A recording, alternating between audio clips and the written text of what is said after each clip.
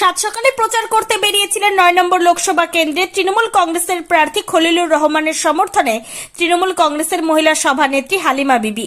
সুতি থেকে প্রচার সেরে বাড়ির উদ্দেশ্যে রওনা দিয়েছিলেন। হঠাৎই তিনি লক্ষ্য করেন কানুপুরের বাগানের পাশে রাস্তার ধারে একটি 4 চাকার গাড়ি 50 থেকে 60 বছরের এক বৃদ্ধাকে অ্যাক্সিডেন্ট করে পালিয়ে যায়।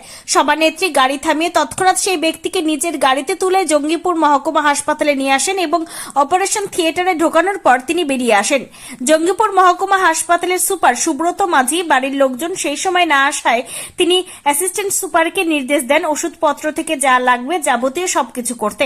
সভানেত্রী এবং সুপারের এই রকম মানবিক দিক সত্যি এক অতুলনীয় দিক।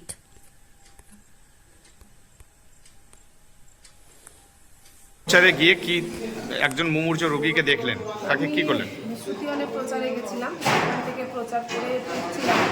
আর এক জায়গায় আমার মিটিং ছিল, সেই মিটিং অ্যাটেন্ড করার জন্য আসছিলাম রাস্তায়। আমি কানুপুরের যে বাগান, সেখানে এই ভদ্রলোক অ্যাক্সিডেন্ট হয়ে পড়ে সবাই তাকে জল টল দিচ্ছিল। কোনো গাড়ি ছিল না, তাই আমার গাড়ি দাঁড় করিয়ে তাড়াতাড়ি করে ওনাকে নিয়ে এসে আমি জঙ্গিপুর হসপিটালে নিয়ে আসলাম। তারপরে এসে সুপারকে ফোন করে তাড়াতাড়ি আমাকে তাড়াতাড়ি আমি তার ব্যবস্থা করে এখন আমি ওটিতে দিয়েছি। ওটিতে এক্স রে হচ্ছে, এক্স রে করার পরে যে রিপোর্ট হবে। মানে অপারেশন থিয়েটারে আপনি ছিলেন? হ্যাঁ, আমি এখনই বেরিয়ে আসলাম, ওনাকে একদম ভেতরে নিয়ে গেলাম, ভেতর থেকে ভেতরে ভরে দিয়ে এসেছি। আপনার নাম? হালিমা খাতুন, আমি জেলা মহিলা প্রেসিডেন্ট, সাংগঠনিক জেলা।